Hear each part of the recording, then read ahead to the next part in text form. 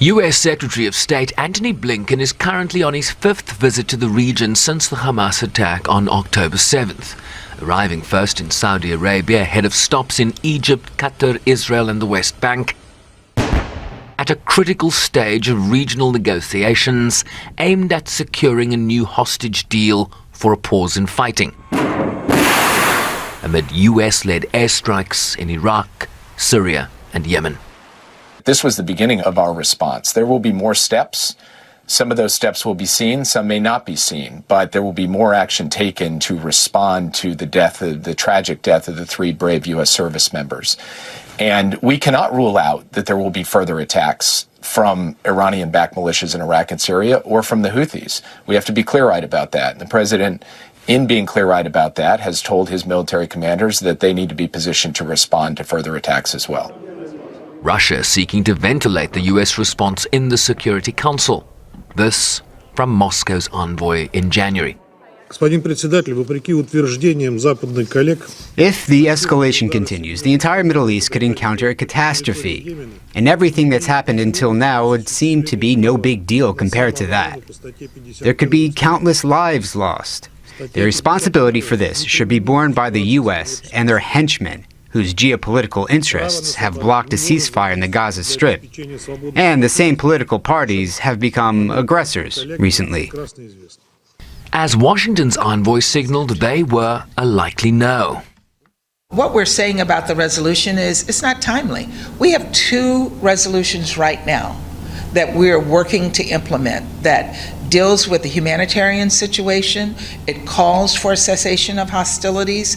They have given the last resolution gave the Special Coordinator COG a mandate to move forward on addressing some of these issues. So we don't see that this resolution adds anything to what we already have, but we worry that the resolution will hurt what we're doing on the ground right now. And while that matter plays out later Monday, the United States has also signaled its reservations about a new draft resolution demanding an immediate ceasefire in Gaza. That now includes key amendments calling for the immediate and unconditional release of all hostages, reiterating its unwavering commitment to a 2-state solution and emphasizing the importance of preventing further escalation in the region, with author Algeria of the view that the recent International Court of Justice provisional ruling cannot be activated without an immediate ceasefire in Gaza. This social media post from UNRWA Commissioner General Philippe Lazzarini says the war goes on unabated amid suffering, misery and grievance, pointing to 4 months of fighting that has left around 100,000 people in Gaza killed, injured or currently missing.